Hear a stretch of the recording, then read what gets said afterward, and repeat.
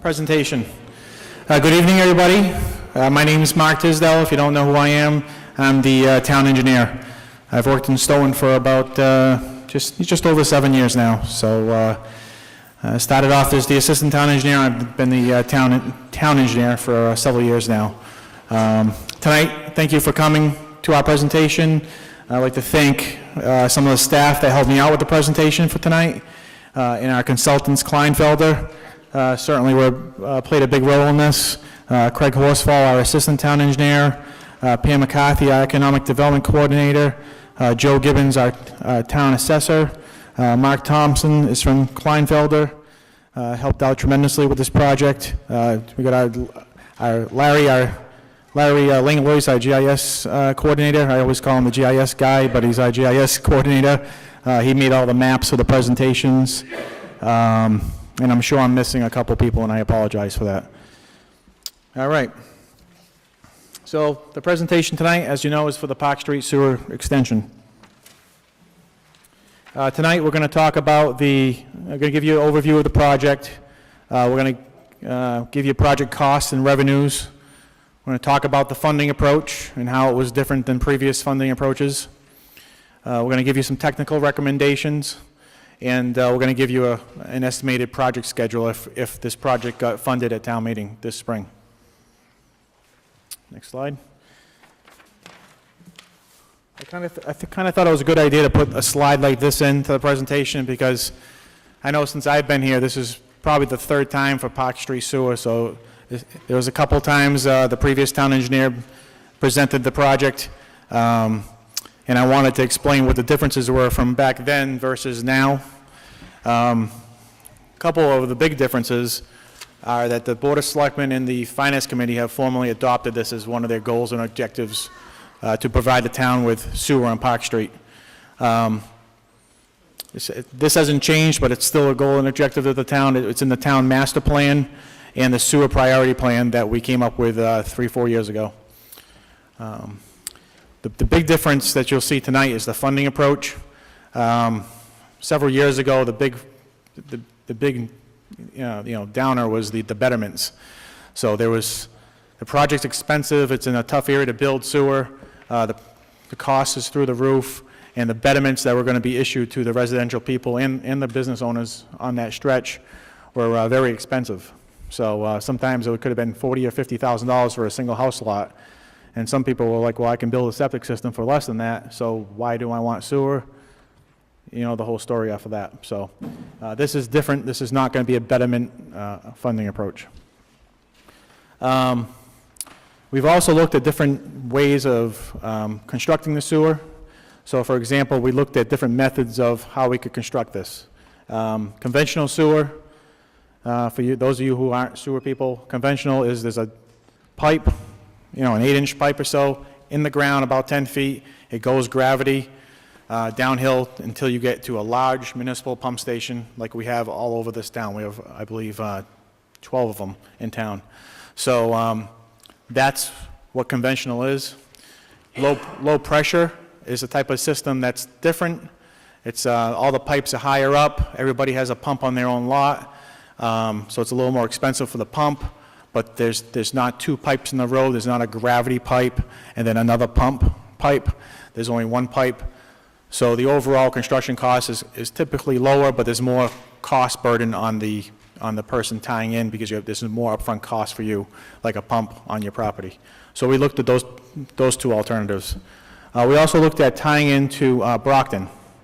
So if you can eliminate a pump station and just keep the gravity flowing that way down to Brockton, obviously the project cost goes down and it's cheaper, right? So we looked at going to Brockton.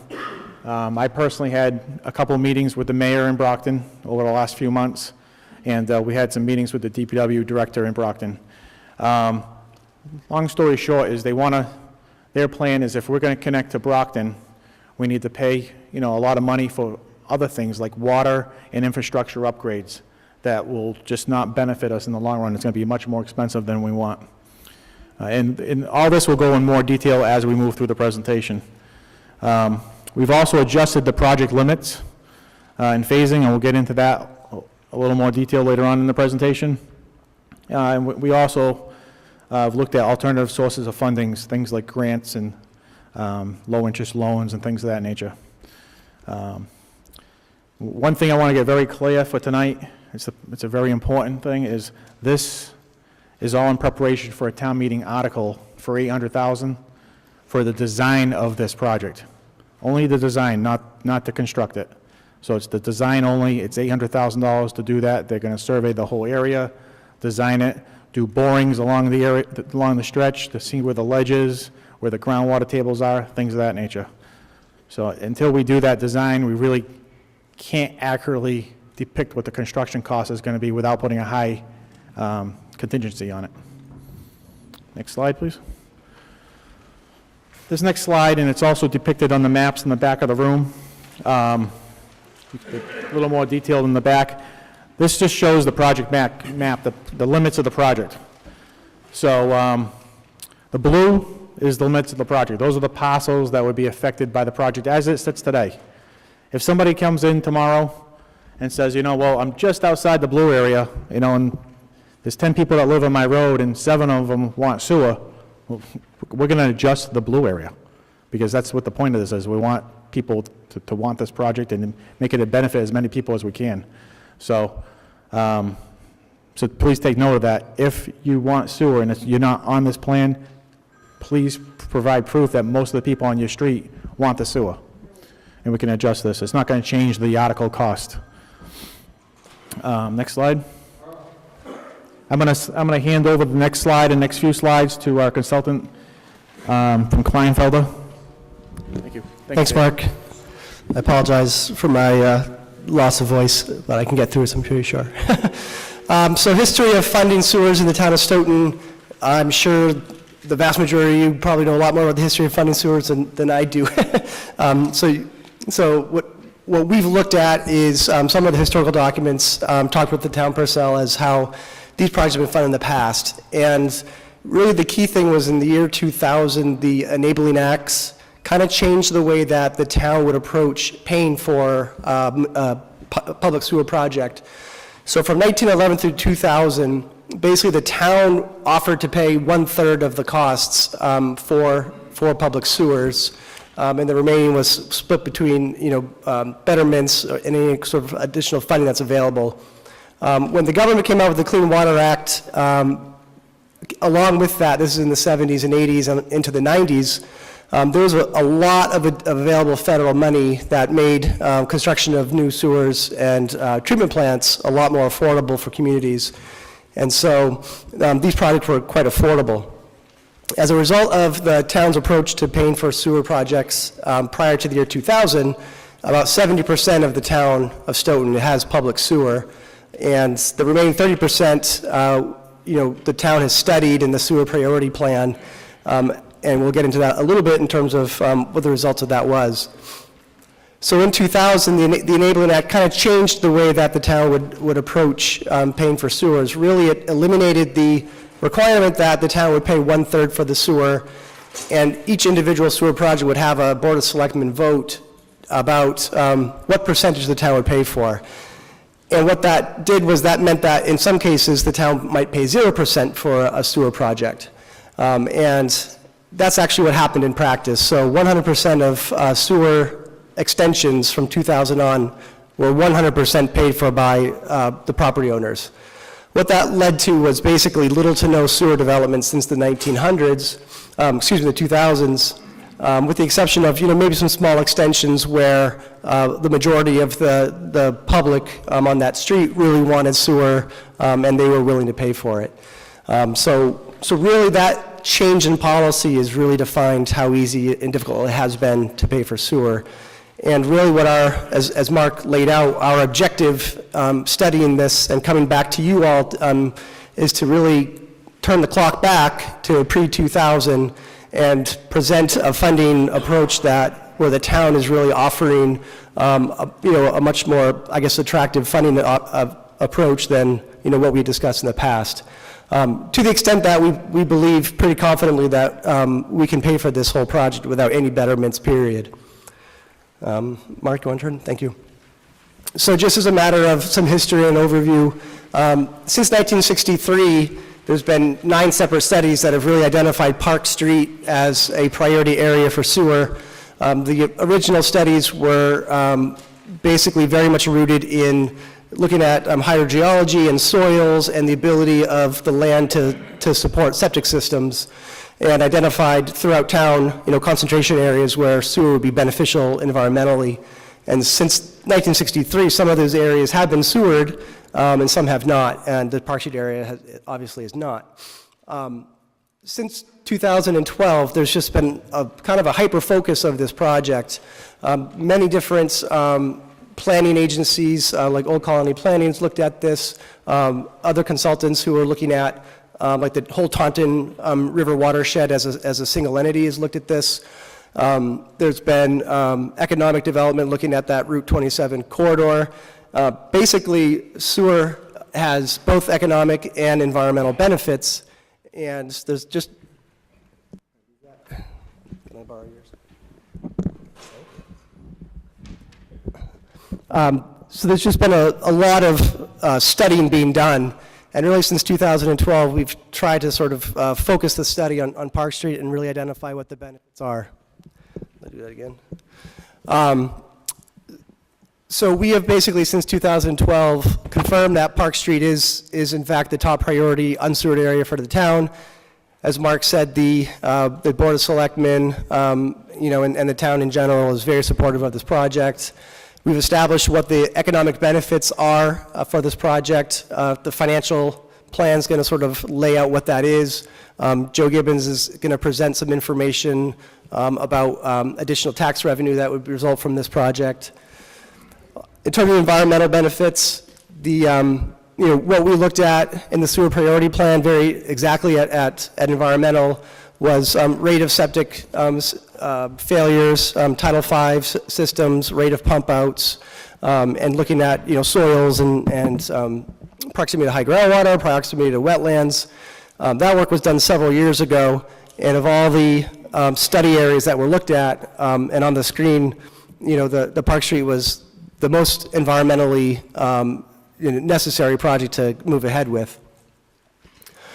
And as Mark laid out, we've looked at alternatives analysis. So I'm going to present like 6 different alternatives that we looked at in this current study this year.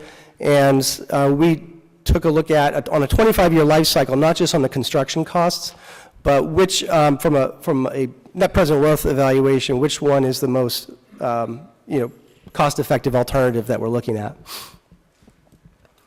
So this graphic here, it comes from the original sewer priority plan from several years ago. But what it does is it sort of looks on a two-dimensional sort of axis, which area that we studied is the preferred one. And I'll just kind of walk over here real quick. So on this side is the environmental need. So at the bottom to the top being the highest environmental need area. And then economically, the most economically viable or I guess productive side is to the left. So the upper left-hand quadrant is sort of where we're focusing on sewer being something of value and want to pursue it. There's actually 2 areas that sort of fell in this quadrant, Park Street and then area number 7. And at this point in time, no one's really spending any time on these other areas. Really, Park Street's the focus here. But clearly, the economic growth has been is a huge benefit here. There's a great economic opportunity for the town. Improving land use, new ways to use the land there on the Campanelli Industrial Park is a huge opportunity. Value for land is expected to rise. Joe will go into some of the details of his analysis, but greater than $1 million every single year of additional tax that the town can use for additional projects is something that will come out of this project. What I do want to say in parentheses there, that tax isn't going to hit you in year 1, year 2. It's going to take a little bit of time for that to grow. But once you're there, it'll be a steady stream of additional revenues that Stoughton's going to benefit from. And then I mentioned on the environmental health, this area of Park Street does have issues of septic systems, Title V systems that are not passing inspections. There are groundwater quality issues that kind of are related to that. And there's actually quite a bit of wetlands in the area as well. So kind of preserving, groundwater quality and open water quality is a benefit to this project. So this, I'm not necessarily going to read this word for word, but the design article itself is written in the packet. This is what was presented a couple of years ago to town meeting. I guess I'd leave it up to Mark and the town if they want to change the word at all, but this is the way it was presented before. The design article was for $800,000 in 2017. It's the same number now. And that does include, in addition to just the design itself, but some significant investigations geotechnically. So that's basically doing a boring program. We want to know what subsurface conditions look like, soils, ledge, groundwater. All of those are really important that affect the cost to install sewer, but we don't really know what those are today because we haven't performed those investigations. It also includes a comprehensive survey of the area, so we can all look at Google Maps. We can cut some elevations. We can drive the area, but until you have a survey, you can't really nail down your exact inverts and slopes and locations of pipes. So the survey and the subsurface program are part of that article, as well as the design itself. Furthermore, we are going to talk a little bit about pursuing some grant funding. That effort to pursue that grant funding is also included in there, as well as permitting. So this is really everything that should be required to get to a point where the town would have a bid-ready set of construction documents that they can go to a contractor and bid out. So I'm going to turn this back over to Mark, really to start talking about the financial picture that we have here, which is pretty much new information from the last time we were in front of everyone. Thank you. Thanks, Dave. Mark, would you mind going back 2 slides? I just want to clarify one thing. Just because I've heard some comments before the meeting. So this chart, I just want to clarify what this means. So this was taken from our sewer priority plan. And I'm sorry if this mic's cutting out a little bit. The green area in this orange color are areas that are options for areas that can be sewered. They're ones that we're recommending being sewered. The ones below this area are areas that we looked at that didn't have sewer.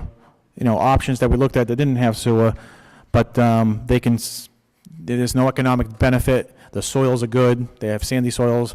They're good with septic systems. They don't need sewer pipes.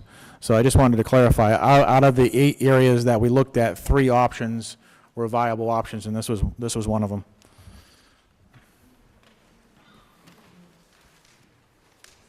All right. Just to get into the cost of the project. There's hard costs, right? The initial engineering and permitting, which we're dealing with this article coming up for Springtown meeting. You've got the construction costs, and you'll see later on in the presentation, I'm not sure if we've hit that yet, but the cost is around $10 million for this area. There's operation and maintenance costs, to maintain the pipes, the pump stations, things of that nature. Obviously, the first 10, 20 years, those costs will be minimal. There's also assessment fees from the MWRA. That's the organization that we pay our sewer bills to. So they charge us a fee for sending our sewer to their plant. There's also, I want to get into the revenue side. There's also definitive revenues. There are revenues that even if a building doesn't change its use in the park, nothing changes at all, that you'll see from this project. So there will be some sewer user fees that we'll collect. There will be people, there will be commercial properties, industrial properties that want to connect to this sewer, be a sewer's there. They might have a failing septic system, or quite frankly, they just may not want to maintain their septic system, or they know that it's not going to last that much longer. So they'll just connect to sewer. So you'll see a small change in that right off the bat. And you'll also see that and I'm going to quote our assessor, this isn't my expertise, I think, and correct me if I'm wrong, Joe, but by putting sewer down the street, you do get an incremental, valuation increase in that property because it does have sewer. So you get that initial small increase in the value of that property. So you do get the increase in the tax levy because of that. The potential revenues, which is the one that is more important to focus on, right? is the additional tax levy. So that's the tax levy that you would get if a manufacturing warehouse building went to a medical building or something like that. Because now you're getting a building that's worth more, so it gets taxed more, so there's more money in the tax levy. There's additional sewer user fees. Obviously, there's going if there's sewer down, there's going to be people that connect to sewer over the course of time. So over the 20-year finance period, a lot of people are going to tie in the sewer, especially if they know that changing the use on their property will affect the value of their property. The water user charges. So if you have a use in the industrial park, like a warehouse, it's not using necessarily a lot of water. Something like a medical building or office building, something like that, will use much more water. So therefore, we're selling water. We're getting to the point where we're self-sufficient with our own water, so we're selling our water to them. So we're collecting money on that end. So you're getting the sewer, you're getting the water fees, and you're getting the increase in the tax levy. There's a fourth thing I listed, which it's just a list as an option, because this has come up over the last year, I believe, through the Finance Committee in different ways. Not necessarily the entire Finance Committee, but it's been talked about by a few members, is the Water Infrastructure Fund. For example, if you created a Water Infrastructure Fund, and this was just the example that was talked about, it's not my opinion, but if you have the CPC, the 1.5%, it was proposed that you would drop that 1.5% tax down to a 0.75 and then create a 0.75 water sewer infrastructure fund. If you were to do that and you chose that was the right thing to do, that would add about $450,000 per year to pay the mortgage payment off on this sewer project, which is a huge chunk of it. At this point, I'm going to hand it off to Pam McCarthy to talk about the grants and loans. Thanks.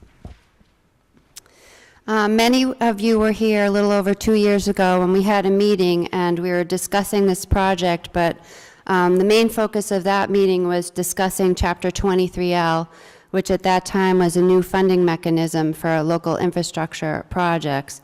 That project would have been a voluntary process whereby the property owners would have agreed to have get bonds through mass development to finance the project, but they would have had to agree to have betterment liens placed on their property for a period of 25 years.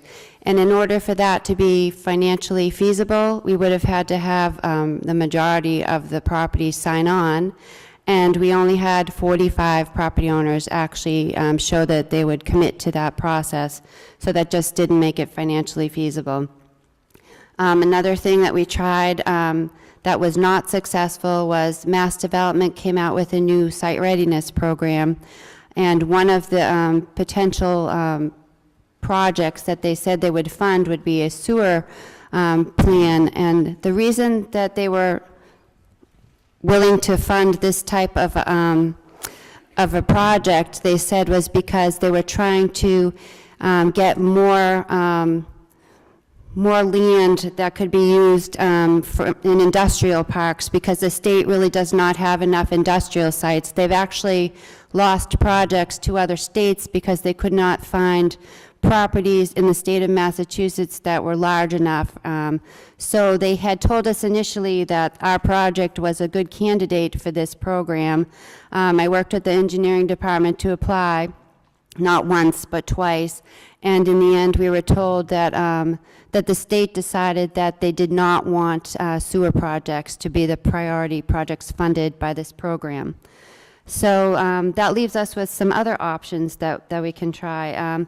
There is a Clean Water State Revolving Fund, which is a low-interest loan that's at 2%. That's something that we can pursue to try to reduce the cost. There's also Chapter 90 funds, which a lot of times are used for road projects. And in this area, we can actually justify using some of the Chapter 90 funds due to the fact that the roads, especially in the Campanelli Industrial Park, are really in poor condition. And when you do any type of project like this, you have to close the roads up afterwards. So a portion of the Chapter 90 funds could be put towards this project. And then finally, the program that shows the most promise to help us out to lower the cost of this project is the Mass Works program. And I actually talked to the program manager. This is run through the Executive Office of Housing and Economic Development. So I talked to Nathaniel Thomas, who is the manager of that program, about this project. And he told me that it was a good candidate, and a project of this size, the typical award is $2.5 million. Each year, the applications are due in May or June, and then you can submit the application between, actually, it's available in May or June. You submit it in August or September, and they make the awards in October or November. So this is something that we would possibly pursue, not this spring, but the next, and potentially get $2.5 million. But one of the main points is that you have to have a 25% design in order to be eligible to pursue this funding. So that's why it's so important that we actually have the design money approved for the potential of getting $2.5 million knocked off the cost of the project would lower the cost for everybody. We also have to demonstrate that this project is going to unlock opportunities for housing and job creation, which it would, and then you'll see some more information to demonstrate that. I actually had a feasibility study done by OCPC, and they actually started to get into some details of what the potential uses of some of the property could be. And we also need to show that the town is really committed to this project by showing that there are local funds that actually put into this project. And Chapter 90 was one of the examples. It's funding that's at the discretion of the town, how we want to use it. So if we do get the design approved, we'll be able to start the process of the Mass Works grant application.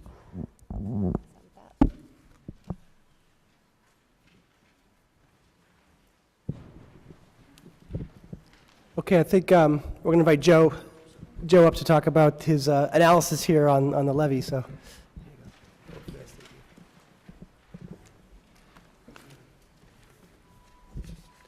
first of all, I'd like to thank everyone for coming out here tonight. It's a cold night outside in January, and it's a pretty good turnout. I'd like to thank everyone for coming up. I've spoken on this Park Street sewer project going back to 2015. And my focus as an assessor has always been to be fair and equitable to all the taxpayers in the community. And with that, I came to the bottom line. My bottom line on this was that if we could increase the tax base in the community, it would be good for all of the taxpayers. And where we have a split tax rate, if we expand primarily the commercial and industrial uses down near the Brockton line in Campanelli and on Park Street, and minimally affect the residential taxpayers in those areas, that we could maximize revenue and increase property values. And with increased property values, especially in the commercial industrial class, that will help all of the residential taxpayers, because it will shift, because we have a split tax rate, it will shift the burden higher to the commercial folks down there. So from my perspective as an assessor, this project could be beneficial to all of the taxpayers. Now I'm going to get to, on page 10, as to how I arrived at the $1.1 million and $1.5 million numbers. Basically, my staff and I did a brief analysis, and I'll be brief, a brief analysis of the 44 commercial industrial properties along that corridor. We compared that area to an area in North Stoughton up along Technology Center Drive. And appraisers like to use the theory of substitution. So we substituted one area for the other, and we looked at the values of the commercial industrial properties up in North Stoughton. And the major difference between those properties and the properties along this corridor was the lack of sewerage. The area in North Stoughton has sewerage for those commercial industrial properties. Down along the Brockton line, there is no sewerage. And we noticed there was about a 5% spread in the values between the North Stoughton commercial industrial area and this area. And we felt that there's room to raise those values, and the market will dictate this in 5 to 10 to 15 years, because we'll have lower vacancy rates and we'll have more sales of properties down there, and we'll be able to raise the values along the Brockton line to closely approach the values in North Stoughton.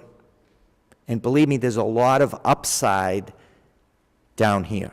So we analyzed those 44 properties, we looked at them, and we interpolated and took that 5% increase to even out those two areas. And by doing that on just those 44 properties, we didn't look at the other properties in this area.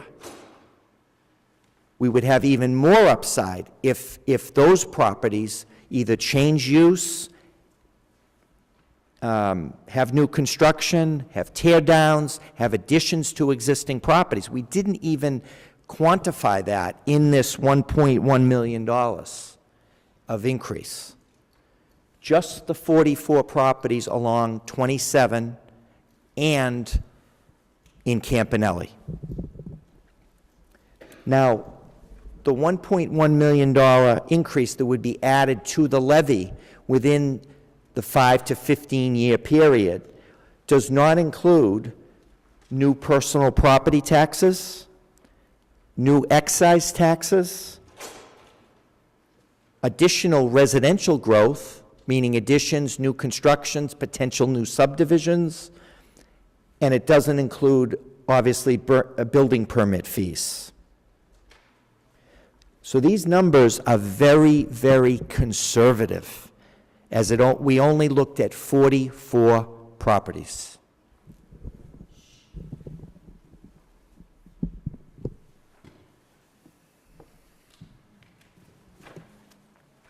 All right, thanks, Joe. If there are any questions, I'd be free to take them later. All right, so I guess the next couple of slides sort of summarizes a lot of the work that's been going on the last few months with the town and us looking at the sort of the dollars and cents and building this financial plan of comparing sort of the revenues that we see coming in as a result of this project and against the costs. And so I'll just kind of walk through the first page 11. Page 12 looks very similar. The numbers are slightly different. But if I walk through this one pretty carefully, the next one will be pretty obvious. But so right now, for this project, as I guess illustrated on the boards in the back of the room and also within your pamphlet, we're looking at about $7.5 million, a little bit less than $7.5 million for construction cost. On top of that, we're carrying at the moment in our financial planning a 25% contingency. And the reason why we carry such a high contingency relates back to what I talked about before, was we haven't done survey, we haven't done any sort of a subsurface conditions plan yet, so we don't know information about rock, we don't know information about groundwater, as well as we need to do actual design. Typically what we'll do is, once we have that information and we're in design, we'll feel comfortable enough to drop that contingency down. We usually try to have everyone carry like a 10% contingency at the construction phase. So So optimistically, we would drop this down 15% right off the bat, assuming, when we do that subsurface conditions investigation, nothing really changes our thinking on what the cost is going to put sewer in the ground. And then the third line is the engineering services during construction. Really what this, probably a large percentage of this would be having qualified full-time staff overseeing the work that the contractor is doing, making sure that the quality is going in right. It's put in with in accordance with the design plans, et cetera. And then the remaining portion of it is sort of engineers in the office looking at submittals, shop drawings, helping to advance construction in an orderly way, maintaining budget, maintaining schedule. So that's part of every sort of construction project. So we're carrying that just in this initial budget. When you add all that together, we're just under $10 million. At this project, last time we presented it, it was in the ballpark of about $13.5 million. So we've been able to really optimize it. We did scale back in the residential areas of town, to kind of bring this cost to a little bit more of a manageable number that we can move forward with. So just below that line, you'll see we're taking the MassWorks grant, as Pam said, $2.5 million is sort of a typical number for a project of this size. So we're using that in our model, assuming that we'll be successful in the MassWorks grant. So that'll actually lower the net construction cost by $2.5 million to just about 7.5. Now, the town will typically bond that over a 20-year period of time. Right now, we're assuming a 4% interest rate to do that. So when you look over a 20-year period, the actual cost to pay back the bonds with interest is going to be about $10.6 million for this project. The annual average cost is about $530,000. So that's what those numbers are. So then off to the right, we sort of have a bar chart that is comparing the average, well, the annual costs to pay back the construction bonds against all the revenues that Mark and Pam and Joe talked about. So the revenues include the additional tax levy that Joe talked about, anticipated increased sewer user fees. We would expect that there'd be some additional redevelopment in the commercial industrial parts, particularly that might use more water. So we're allowing for some additional water revenue as well. And Mark had talked about the possibility of a water and sewer infrastructure fund, which, is just a concept, but it's nothing that we're necessarily committed to. But we have that included in this case as well. So we call this the optimal case. This is basically, maximum revenues that we think we would see this project generate. And it's pretty clear that the revenues outweigh the costs. So, I mean, it's the green bars are basically the revenues, the costs are the red bars. So if you take the annual average costs and the annual average revenues and you compare them over the 20-year period, this project will generate $1.7 million every single year of annual additional revenue for the town. So the next slide is basically the same exact layout, same exact approach, but we've made different assumptions. So we're calling this the base case. In this case, we're not successful in a MassWorks grant. So the $2.5 million doesn't come out of the project at all. We're not pursuing the water infrastructure funds at all. So those are very secure, grants and revenue streams that we're not going to account for in the base case. We're a bit more conservative here. We're still looking at additional revenues from the tax levy, some sewer user fees and water user fees. However, Joe was presenting about $1.1 million. In this particular scenario, we're only looking at about $500,000. We just decided to just cut that in half, realizing that maybe the growth is slower, maybe the growth doesn't come at all. So we just wanted to present a scenario that was a little bit more pessimistic, I guess, than the previous one. Along with that, the sewer user fees are not going to come in as fast as they did in the previous case. In this case, the first 5 years of the scenario, we're only looking at 25% of properties actually connecting and using the sewer. After the first 5 years, we're looking at about half of this properties doing it, and then after 10 years, most, if not all, of the area will be connected. So that really drives the analysis. But even with these more conservative assumptions financially, we're looking at an average net revenue of $1 million. So it's still a surplus, and it's still a very affordable and attractive project from an economic and financial standpoint. Again, this is a model, so nothing's for sure, but we feel like we've captured, an optimistic side. We feel like we've captured a pretty realistic side, and the project looks viable on both of those. So I think the remainder of the presentation is going to get a little bit into the sort of technical alternatives analysis that we performed earlier this year, or last year, I guess I should say. And so I'll go through this, to some level of detail, but not too much. But we really wanted to nail down making sure we had the best approach technically, most cost-effective approach, one the town can operate and can be successful for the long term. And so we looked at things like phasing. We're presenting in the blue polygon the areas that would be sewered, but there's some very obvious ways that we could phase it so that we're only focusing maybe on the Park Street corridor only, and maybe Campanelli and Turnpike is at a later phase, or vice versa. From a engineering perspective and a constructability perspective, there's an argument to be made for that. So we took a look at that. The discharge location, Mark had mentioned MWRA versus Brockton. Prior to this past year, we had never looked at the Brockton option. We always sort of dismissed it as something that might be too difficult politically, too expensive, but we never actually looked at it to really be able to say with confidence that it would be. And so that's what we did last year, was we looked at the Brockton option relative to MWRA, and so we'll talk about that as well. And then Mark gave a good summary of what conventional sewer is relative to low-pressure sewer. So I may not get into that too much, but just we'll talk about that a bit. So when you look at all these different sort of alternatives, phasing, discharge location, sewer methodology, you can quickly come up with a lot of different alternatives, and we limited it to 6 alternatives. And this sort of measle chart shows sort of like how each alternative stacked against each other. Next slide, Mark. So we'll start with the discharge location, MWRA versus Brockton. On the MWRA side, the town already has an account with MWRA. When that account was created, MWRA reserved capacity for 100% of Stoughton to have sewer. So all of the costs that went into developing that account and all of the the time spent with MWRA was for the entire town. So it will be basically no hurdle at all to get the this additional flow into MWRA from a accounting perspective or from a contractual perspective with the MWRA.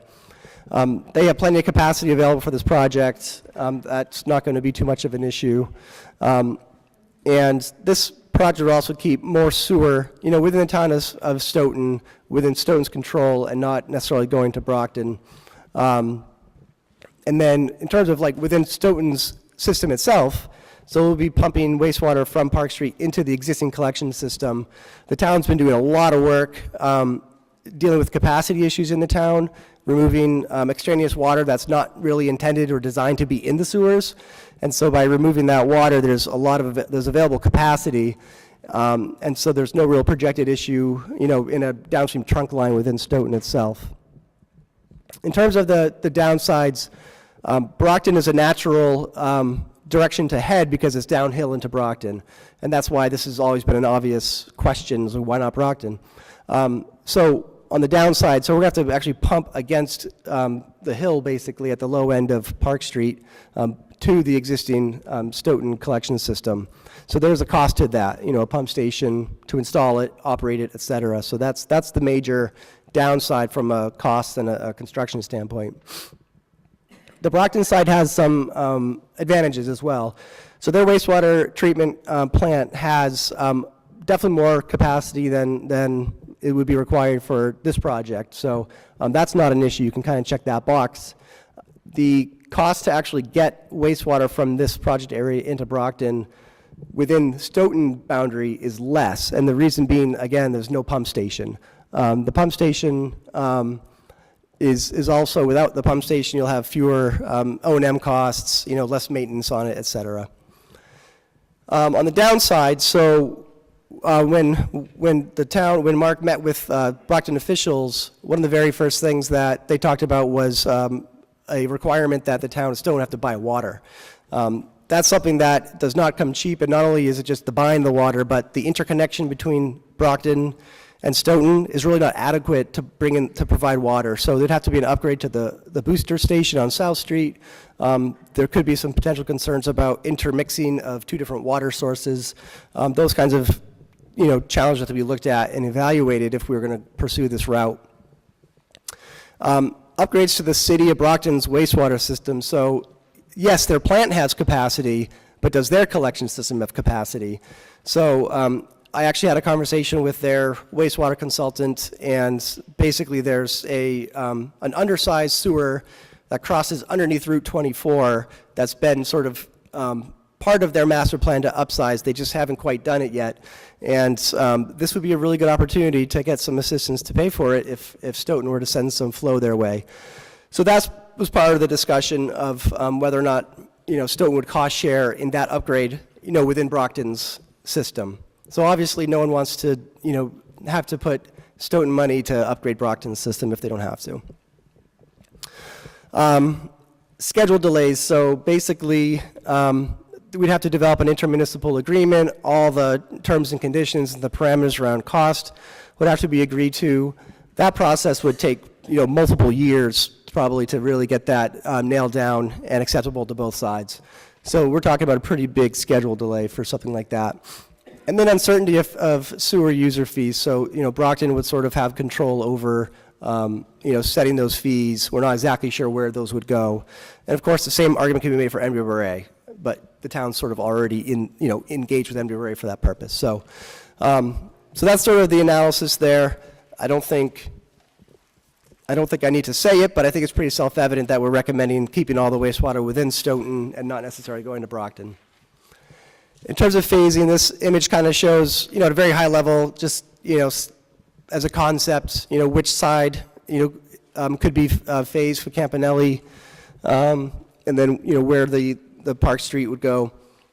We call this Phase 1C separated. The only reason being is because in order to connect any wastewater from these lower two areas to the existing collection system, it has to go through this Phase 1C area. So that would have to be built first no matter what, basically. So the benefits of phasing. So the construction costs that I presented before includes really the whole project area.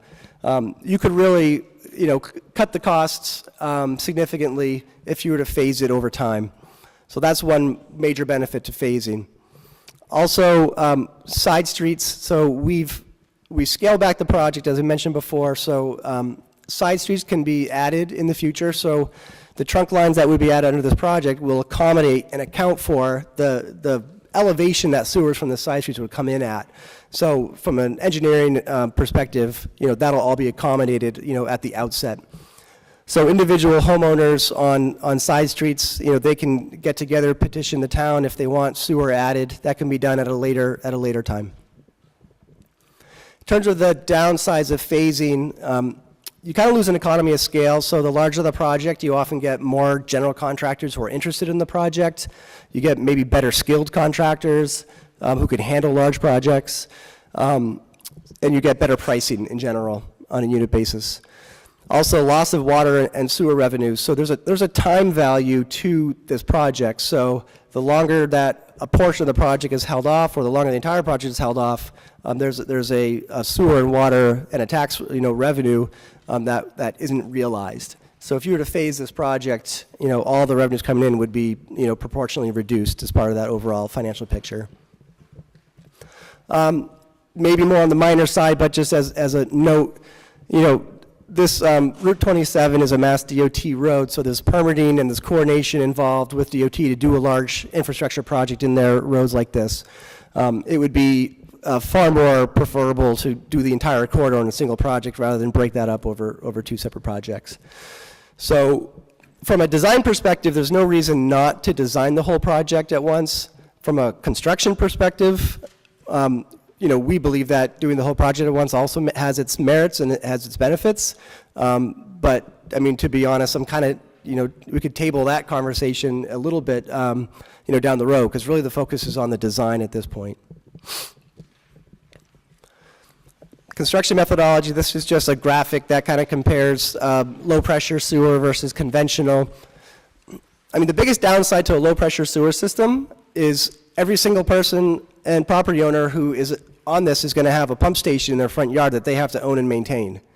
I don't think people want to do that. And it's not something from an engineering perspective that we typically go to right away. Like, we would not look at a low-pressure sewer system for something of this large of an area.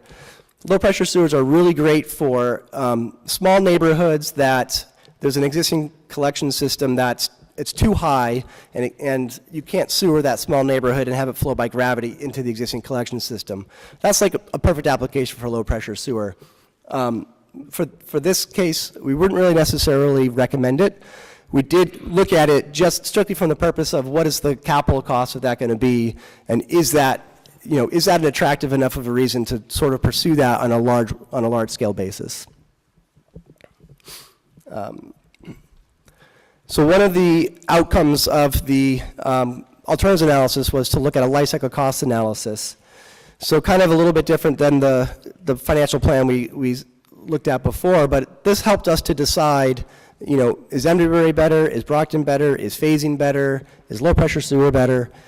And really, when you look at the costs and the revenues and then the sort of the net life cycle cost, we've ordered these so that the most preferred one is on the left and the least preferred one is on the right. And as it kind of works out, the two Brockton alternatives are the least desirable in terms of net present value over 20 years.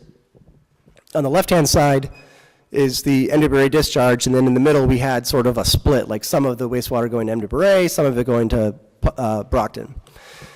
So just from this analysis, even take away the qualitative items we identified before, just from a financial perspective, Emdenbury is preferred in this case. The difference between, the difference between 1 and 4 would be your conventional sewer versus your low pressure sewer. And so from a cost perspective, the red bar for 4 is smaller, which means the cost for low pressure sewer is smaller. However, at the same time, the revenues are expected to be a little bit smaller as well. At the end of the day, honestly, the net present value of the two between 1 and 4 is about the same. It's about a wash. So kind of in summary, from a technical perspective and that alternatives analysis, what we're really recommending is that this project area would continue to go to MDRA and not Brockton. We prefer the conventional sewer method. It just seems to be the best option for a project this size, and that we would design and construct all 3 phases at a single project for the benefits we sort of outlined earlier. We also recommend, obviously, the town moving ahead with the design article. Again, this is the focus right now, is to get the design done. That'll get potential access to the MassWorks grant. It'll allow us to get a tighter construction cost estimate. Once we know the subsurface conditions, we have survey. Once you have a set of bid-ready plans and it's sitting on the shelf, there are funding programs that are available, like the MassWorks program, that you can pursue. The town is also interested in developing and approving an updated sewer connection policy, one that would be tailored to be balanced and fair to the citizens, but one that would also encourage, connection, to the new sewer. I mean, ultimately the goal is to, help with the environmental problems that are in the area, get folks who are having issues with their septic system on the sewer, and just get them tied in, in a timely fashion. We also want to set ourselves up to pursue the MassWorks funding, and then finally reviewing the zoning. So there may be opportunities to look at the way zoning is currently in the area, particularly with some of the areas along the Park Street corridor, to potentially optimize the highest and best use of those properties. That process hasn't gotten too far along yet. Pam's sort of been shepherding that one, and that's something that's sort of a down the road sort of a recommendation. This is an approximate schedule of how this project would work. So the design funding would occur this spring at town meeting. Design could start as early as July. The MassWorks grant would be prepared for and submitted in September of 2020. Pam had mentioned design needs to be, at a minimum 25 to 50%. I think we would be closer to 100% at that stage, which would probably provide for a better application. And this project could be ready for bidding and construction as early as the spring of 2021. So that's sort of our, high-level schedule, should the appropriation, move ahead. So that's the technical summary, and I think the whole group is available for questions. So I guess please go and come up. Do you want to share a microphone or? Okay. Thank you. So just raise your hand if you have a question. Okay.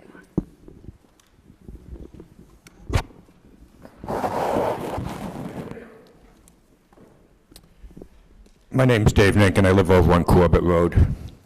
We've been hearing about this for a long time, and I did take some notes that I prepared. I hope you'll just give me a minute here. When the talk of sewers first started in this area a few years back, we were told the reason it was for health reasons. The septic systems just weren't a healthy situation. So it was determined that this area, Stoughton, needed sewers because of the high water table and its effect on the septic systems. You don't have to look any more than just drive around. You'll see Jiffy Pop on people's front lawns that is a raised septic system. When the cost of this project was presented to us a few years ago, I did some back-of-the-envelope calculating while I was sitting here and pointed out it was actually going to be a $60,000 per household payable over a 20-year period. But our property values would increase substantially. I think they actually said 3 times, and I thought at the time, man, I always wanted to live in $1 million house. But that said, this cost, along with unrealistic property values, pretty much sunk the project. And now it's back on the table, but apparently the issue is no longer about health because the neighborhoods are being bypassed. This time it's all about money, and more specifically, it's about money for the local mall, the local industrial park, other businesses, and the entire town.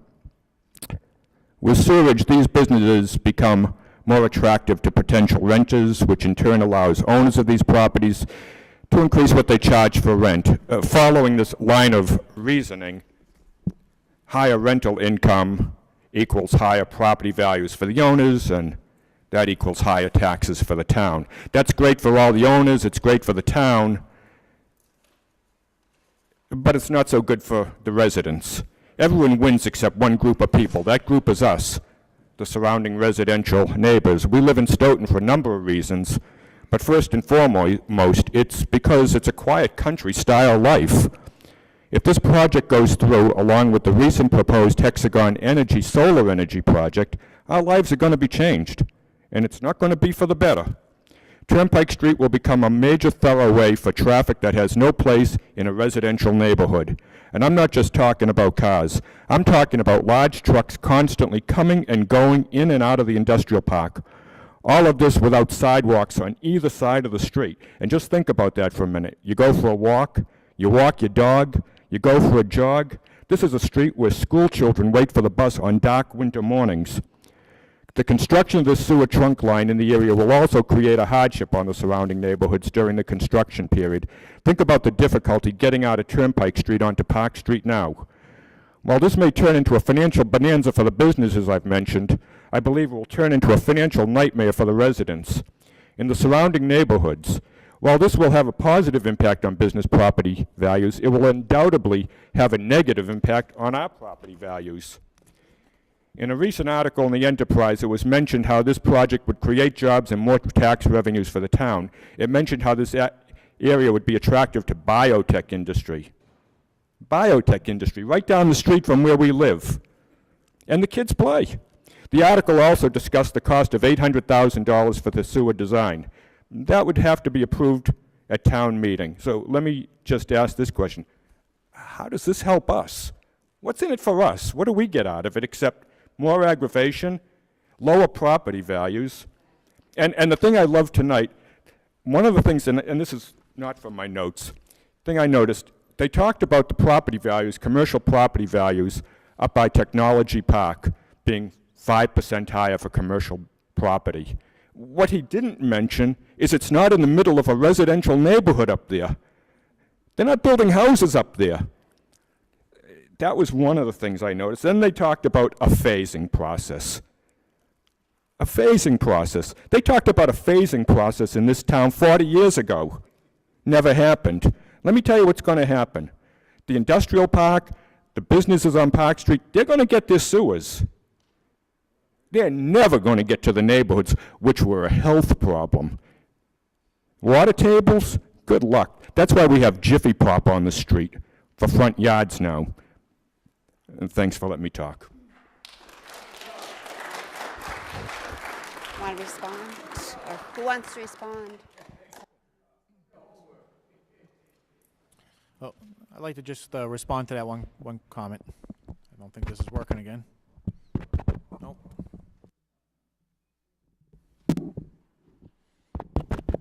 Here we go. Not working? Working? Okay. All right. All right. So thanks for the comment. I mean, really what these things are for, these public forums, is for comments like that. It's a goal and objective of the town to do this. There's different boards and committees that want this project. They need to hear these comments like you would in any project. That's why we're holding this public forum. We're not just surprising you at town meeting, trying to get an article passed. We want to get everybody's comments truthfully. So a couple of things I can comment on right now relative to the environmental side. The environmental concerns are actually a huge part of this project. When we did the sewer priority plan, we looked at the environmental side, and the only reason why this area ranked high was the environmental side. The thing that made it a little more intriguing was it did have an economic part to it too. But it ranked very high environmentally for the reasons you mentioned. So, from the traffic standpoint, you know, there's kind of be probably a swap in traffic. You know, you're going to have maybe not so many tractor trailers going down into that area, but you may have more other types of other vehicles going to that area. So that's something that we would have to look at. Honestly, you know, there's nothing personally for me. I'm not trying to push this project through. I have no gain from this project. I just want to present the facts to the public so you can have an educated decision at town meeting of what you want to do with this. So thank you for your comment again. Any other comments?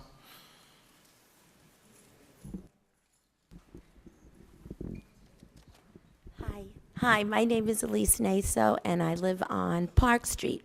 Okay, is it mandatory for us to hook up to the sewer? What if we can't afford it? What if we can't get the loan? Just what if we don't have the money? I mean, because most of us are very, like, hardworking people, or retired, or on disability or something, you know? And I don't know how much it's going to cost. Do you know how much it would cost each individual household? About? Yep. How many thousands? So I can answer that question. So, so this project will not issue a betterment to anybody. So first of all, you don't have that betterment cost associated with this like you did a few years ago. There would be a cost, you know, if you wanted to tie your house up to this pipe, the pipe will actually go to your property line. So it goes from the street to your front property line. You'd be responsible for tying in to that pipe. You know, maybe $5,000, depending on how far your house is from the road. It could be $3,000. But the only reason why you would tie into that pipe would be because you had a failing septic system. And if you were going to upgrade your septic system, you're talking tens of thousands of dollars, $20,000, $30,000, $40,000 in some situations, maybe higher. So at this point, there's no mandatory connection program. Typically, we make you connect when your septic system is failing. If there's sewer in front of your property or near your property, you have to tie in at that point in time. Oh, she is. I'd like to answer part of her question. And this happened at the last session. This is the third time now on septic business. No, you do not have to tie in as we were told. However, if you'd like to sell your home, you're going to have to pay for it and tie it in, because I don't think the bank is going to allow you to sell your house without tying in if there's septic available. And I want to know, where's that $800,000 coming from? Who's paying for that? I can answer your questions. Pardon? No, I'll answer your questions. So your first question, essentially the way this works with the banks, if you have a cesspool, which is a pit, it's the pipe from your house goes to one spot, they call it a cesspool, that fails. If you go to sell your house, you have to upgrade that.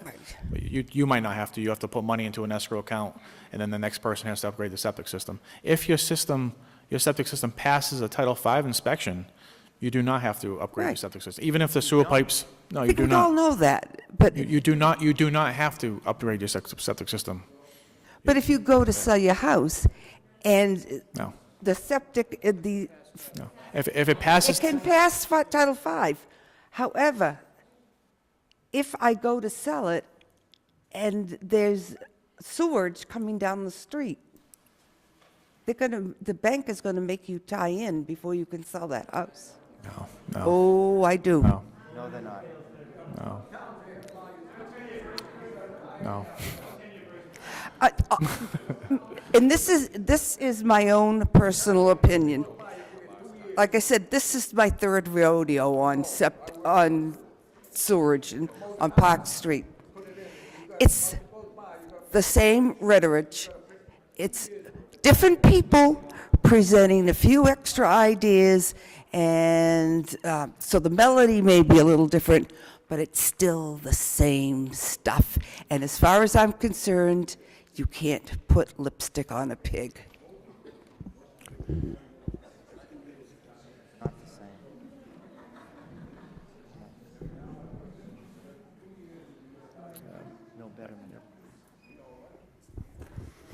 I got a question about all these side streets. I live down on 7th Street, and clearly it's not in there on the one of the phases of the construction. So as far as I understand it, any of the people who live along Park and Turnpike and all that don't have to pay betterment fees. But if 7th Street chooses to tie in down the line, would we all have to pay betterment fees? Right, so if you're not included in this project, that's a very good question. You're treated like any other area of town, right? So you'd have to petition town meeting, have town meeting fund the sewer project, and then the way the town pays for it is betterments. So if you're in this area, the way we crafted this area was, Pam did a survey a while back, a pretty intense and thorough survey, and we went through all the residential areas over there, all the commercial properties, and we actually have a map that we plotted up everybody who wanted sewer. So if your road, say there was 10 people on the road, and you had a majority of people that wanted sewer, we would have included you on this. But if we didn't get a majority of the people on that road that wanted sewer, then it didn't make sense to sewer it.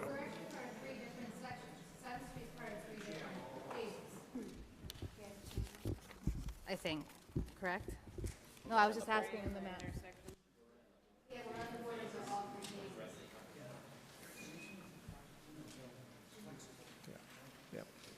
So I just want to reiterate, I said this actually in the beginning of the meeting, because I've heard your concerns. If a majority of the people who live on your street really do want sewer, that area will turn blue right away. We can make that happen now, but I would need some sort of documentation to prove that, majority of the people on your street want sewer. It doesn't make sense for the town to put sewer down a street that only 1 or 2 people want out of, say, 10 homes. So if you have a majority of the people on your street that want sewer, please let me know and show me.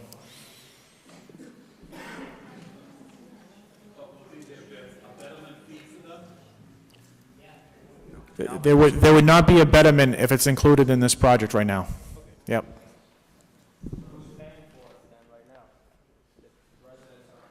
Use this. Yeah, if you can just- I had a question. I don't live in that area, but I'm looking at page 11, and it shows estimated annual revenue 1.7, but your chart makes it look like 2.8. So I just didn't know if that was your intention or not. And the same thing on the other chart, where you show estimated revenue of 1 million, but the chart looks to be 2.3. Yeah. Looks a little misleading. Yeah, I can answer that question. It's net revenue. So you got to subtract the red bars from the green bars. So it's not at the top of the green bars, it's the average. Right, but you got to subtract the cost from that. The net. So it's the difference between the both.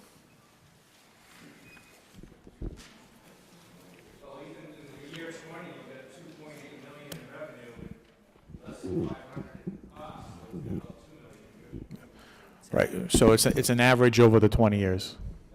Yeah.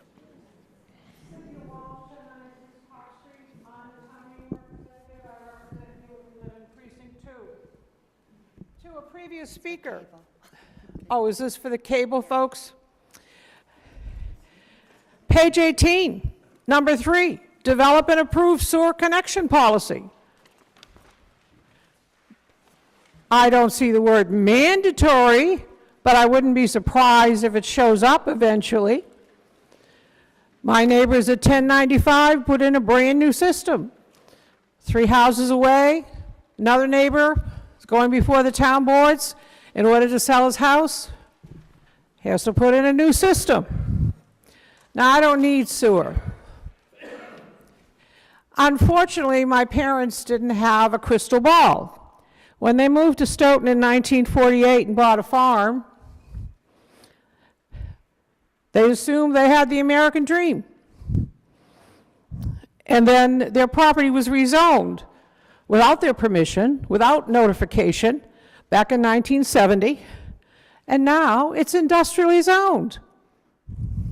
Now I'm taxed as residential because there is a house there and I live in it. But at least 2 selectmen have told me to sell out and get out because I'm sitting on valuable industrial property. I'm not sitting on valuable industrial property. I am farming it. I have farm animals. I grow crops. I live there because I've lived there for 70 years. But my taxes have gone up and up and up. And now I'm being told that because of the sewer, and lucky me, I'm in phase 1, it'll make my property even more valuable. So instead of 1/3 of my teacher's pension, it'll be a half or maybe 3/4. But I'll die before I give up my home because somebody else in some other part of town wants to profit from our property. Now, if you bought your property as an investment, good for you. My parents bought a home.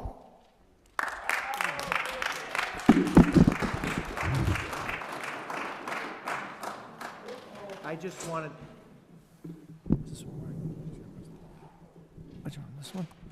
I just wanted to respond. There is on the books in Stoughton, under Chapter 59, Section 41A, the ability for anybody who's 65 and over to defer their taxes or any potential betterment. Pardon me? Yeah, or you do. You do. Yes. It allows you to stay. It allows you to stay in the home.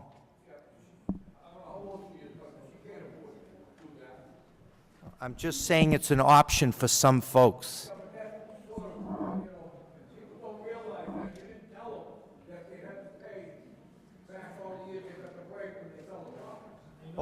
Oh, they're made aware of that.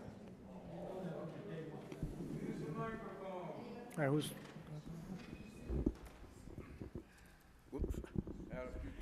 My name's Richard Tobin. I live on 3rd Street. I only have one question. If the town can build a brand-new high school for $100 and something million and a brand-new library for $14 million, which don't produce any revenue, why can't they come up with the $10 million for this? And then you'll get the revenue from the industrial park. That's my question. Thank you. I can answer that question. The Well, that's exactly what this presentation is showing you. The town is not, they're funding it through your existing taxes, so your taxes aren't going up. You're not getting an additional tax like you did for the high school. But what I'm saying is, I'm just presenting the facts. This presentation shows you that we're funding it through the existing tax base, so there's no change in that. Yeah. Yeah. No, I know, I realize that. Okay, anybody else? Right.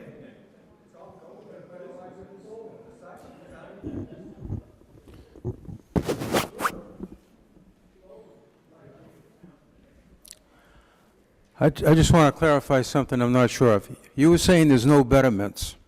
However, if you live in, say, up at Ames Pond, to get this project done, their taxes are going to be raised in order to fund this, correct? No. No, this is all, The town, how are you going to raise the money for it? Isn't the whole town going to get taxed for it? right, so the entire tax levy, the project's going to be funded through the entire tax levy. So your taxes aren't going, everybody's taxes go up every year, with or without this project, right? So it's a 2.5%. This is going to get funded within that 2.5%. So it's not an extra percentage that's going up because of this project.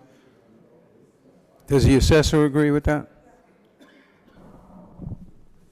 I do, as long as everything that's been presented happens. Put it this way, you didn't exude any confidence in me when he was telling that story. That's why I asked if you agreed with it. I saw your facial expressions. But what you're saying is the taxes normally go up 2.5%, and miraculously, the 2.5% that comes in is going to fund this whatever it is, project. And if someone there was a road here, Third Avenue, Third Road, the guy said that his was not one of the roads, and the response to him was, well, if you get not everybody, but you get a lot of people on your road that want it, we'll do it. That's going to increase taxes even more. It's not going to be an $800,000 profit. And then Chapman's going to say, we want it. And then it's going to go all the way down to maybe IKEA way. We want it. So this $800,000 could grow into quite a sum. And it may not be covered by 2.5%. So the people living up Ames Pond, the people living in North Stoughton will end up bearing the cost for this project, which is going to help the industrial park. I'm just asking, am I right or wrong? You're wrong. Well, there's a contingency already built into the plan. Right. What, the 25%? Yes. Let me ask you this, is the building guy here how many contingencies, okay? I've been on the planning board, I'm on the zoning board. Contingencies always reach. There's never any extra money. You know, and if the taxes go up 2.5%, there's never any money. There's never a decrease. We had Amazon come in, we had IKEA come in, all kinds of promises that their tax money was going to help us. We still got increases. And we were just told it's going to go up 2.5% every year. So, you know, it just doesn't make sense to me. The water and sewer fund has benefited from those TIF properties, from the Amazons and the IKEAs and those properties. So Franklin Sports is going to use more water if they have sewer. And they pay for it through usage. Yale Distribution down there, the lock place, they're going to use more water if they have sewer. I don't think so. So I'd like to just respond to you. It's a good comment. You either got to believe in this or not. So it's like a switch, right? So based on, there's a lot of different people involved with this. We've got our assessor, we've got our economic development coordinator, we've got a lot of people involved. I'm the engineer, right? I know the pipes and all that kind of thing. So I rely on a lot of people for the information. I also rely on the information from those people. If the information's right and correct, you're getting in, it's costing you money every year to pay for this, but you're actually getting in let's call it the base scenario, $1 million extra a year. So it's not costing you anything in your tax rate. You're actually making money off the project. In 10 years, that $1 million, it's not worth $1 million. In 15 years, that $1 million a year is not worth $1 million. It's less and less and less every year for inflation. So is the original $800,000. So, it's all relative. Yeah. I mean, I think the reason, just to kind of clarify this, and the reason why this whole project's in front of you is the town is, you can tell, we're not doing well, right? There's the budgets are tight, things of that nature, and everybody's looking for different ways to generate revenue. So the selectmen, the finance committee, there's different boards and committees out there that actually have looked at this also and support this. So again, we're all relying on different input from different people and different perspectives. So based on all of that, this is one of the only projects in town that will make you money, along with things like that water treatment plant that you funded. By spending that money up front, now we're shutting off the valve to Canton. So we don't have to spend money on that NWRA. So it took a lot to kind of believe in that, but it's showing now with what's happening with our budget for the water. So this is the same thing with the sewer. Hi. No. Anybody I live down on South Street, and you have the blue area, but you also have a gray area. What is the gray area for? A lot of the gray area were areas that were included a couple years ago when we first presented this project.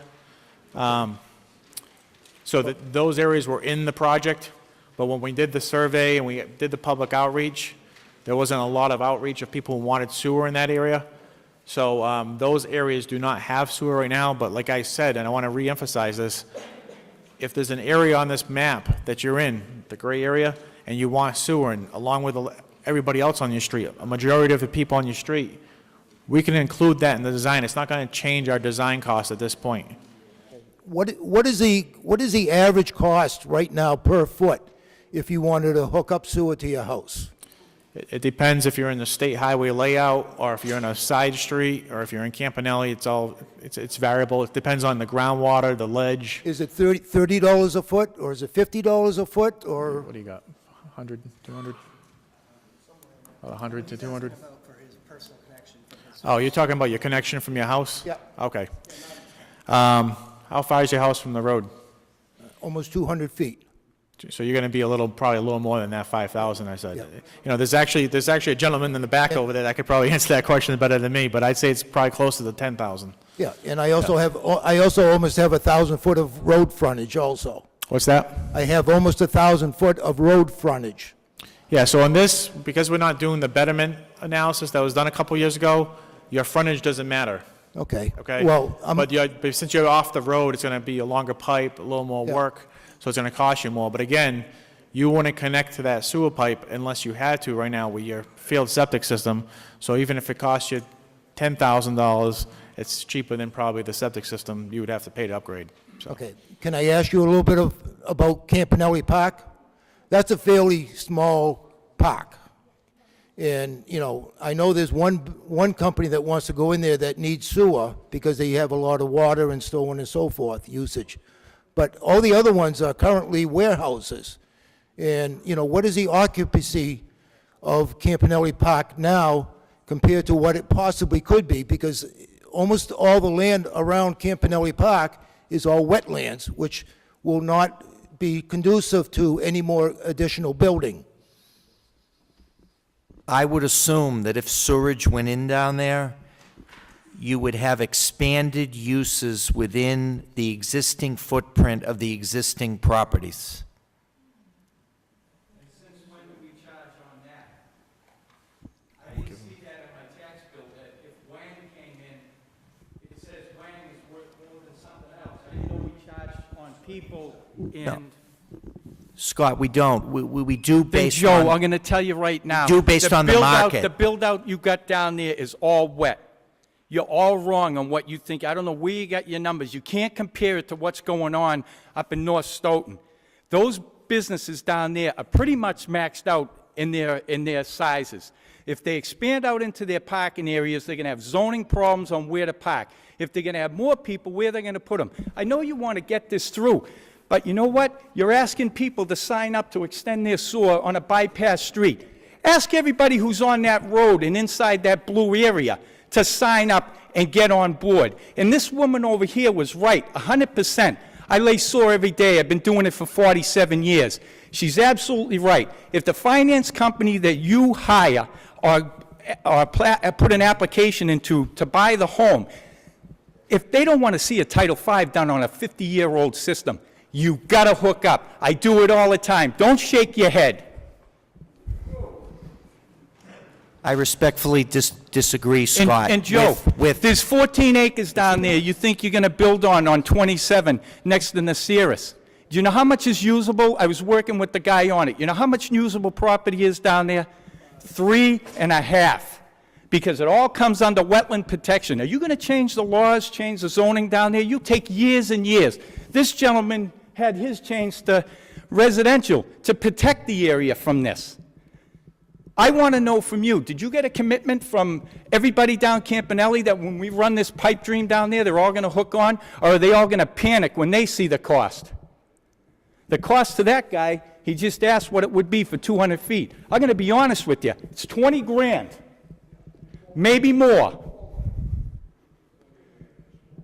This job here is going to run maybe pretty close to 15 million when you start seeing the rock you're pounding and you blow the water main out of the ground that's cast iron.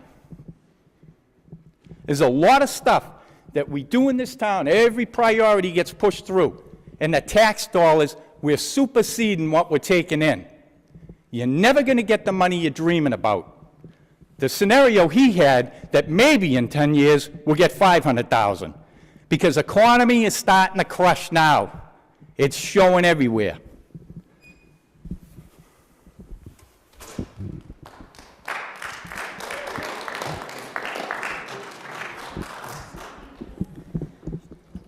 That's a hard act to follow. I'm on 10th Street.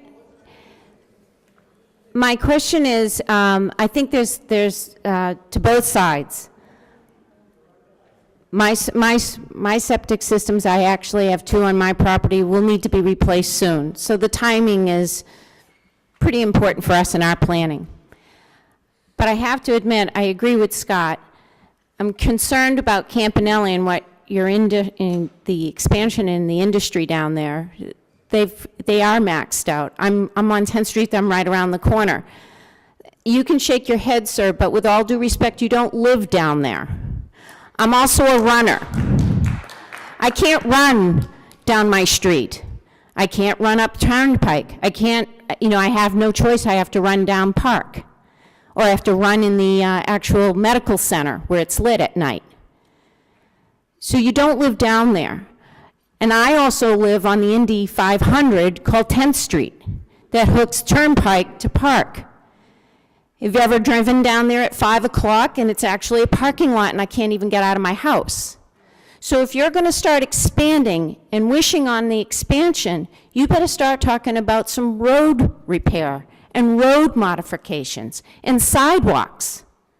It's dangerous to live on 10th Street. I do it every day. So you can shake your head. But if you're going to keep touting this from an industry perspective, because to your point, sir, I'm sorry, I'm from Corbett Street, you're absolutely right. This has a very commercial tone to it. It's missing the residential impact. So while you're thinking about your contingency plan of 25%, I believe we've blown that tonight. Because you haven't talked about roads, you haven't talked about sidewalks. Sorry, I'd love to see this be successful, considering where I am in my life and how we're going to be looking at either a new septic system or tying in. I appreciate the timing. It's actually perfect timing for us. But you have a lot of issues, and there's a lot of valid comments thus far.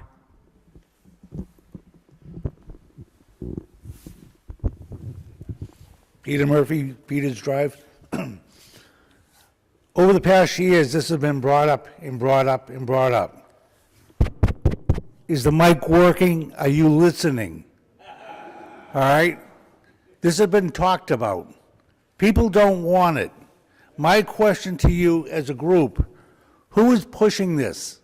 One individual started the ball rolling and said, let's go and put the sewer line down Turnpike Street, down Park Street. Somebody's taken that on as a project. And my comment to that is, you work for the town. These are the townspeople. They're telling you, no, we don't want it, time and time again. You have a 5-member selectman. If the selectmen don't listen to the people down here, they're up for re-election on occasion. We've done recalls before. This could come to that. Anybody else? Any other questions? Working. I just got to be on, I guess. No, I am Jane Griffin from the Park Street side of 3rd Street. I agree about the sidewalks. Something's got to be done for Turnpike, regardless of whether the sewer or not. But I do think that even though the zoning part of this is considered to be an afterthought, I think that really is a lot of the concern people have. You know, personally, I'd love to see the old Mermax be torn down and something useful built there. You know, there might be housing as part of this, not just commercial industry. So I think that maybe a way for people to understand the current zoning would be helpful. I don't know how that could be presented, whether in this sort of a format or materials at the public library that would help people understand what the zoning is. So that's my thought. Thank you.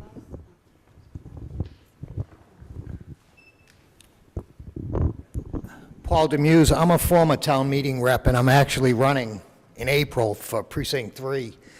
That was my question too, is I see a note on page 18, review zoning. Is that code for let's get more and more commercial, start switching residential to commercial? That's my concern, is the zoning. Yeah. I can answer that question. When they say review zoning, it's more geared towards the Campanelli Industrial Park and that southern part of Park Street. Just to kind of get onto that, is right now, like I'm going to reiterate, you have a warehouse building, quite possibly that 100,000 square foot warehouse building, if a property owner knows their property is more valuable with the sewer, they actually may reduce the footprint in that building, go up with it another story, and actually get more space for parking spaces or things of that nature. So, but to get to your question, is the zoning is Campanelli in that southern Park Street area. Any other questions?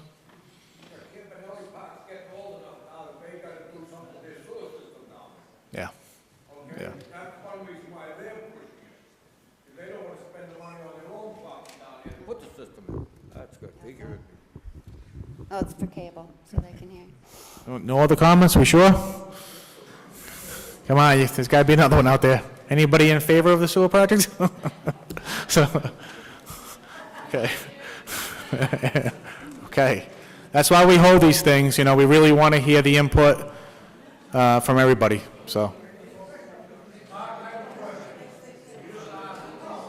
can you just quiet down a little bit, the gentleman in the back?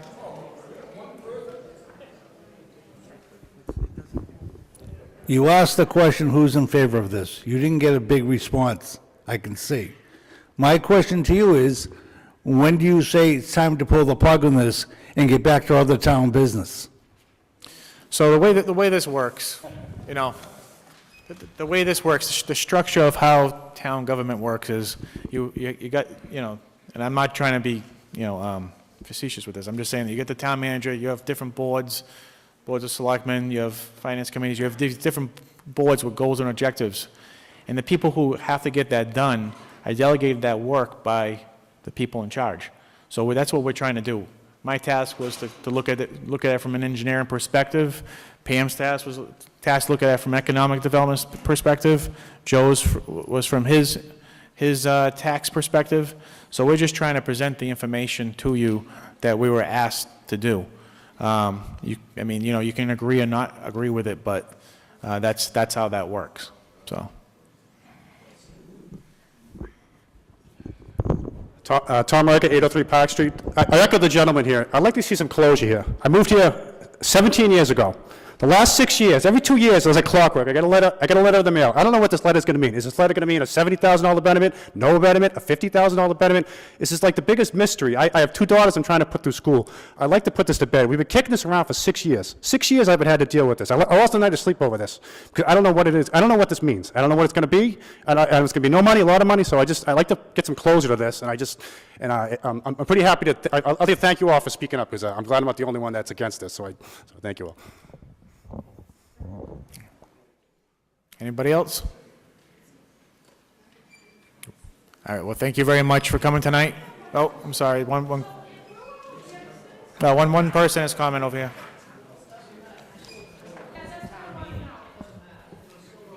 I just have a question. If we're all against this, is this still going to go through? So our voices don't matter? You're just basically invited us here for nothing. I definitely don't think your voices don't matter. I mean, that's why we do these things. Because your voices will resonate to the town meeting reps who vote at town meeting. So, and some of you are probably town meeting reps, so.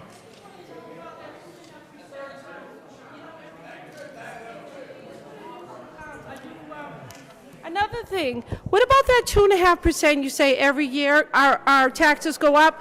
We have put in a brand new high school and a brand new library.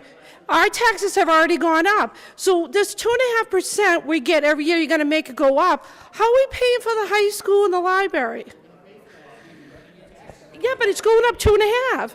So now we're going to go, so the 2.5 they said they're going to use for this. Yeah. Yeah. That's a question I'm staying clear of. I'm staying clear from that question. All right. Well, thank you very much, everybody. Thanks for coming out. Appreciate it. Have a good night. Thanks.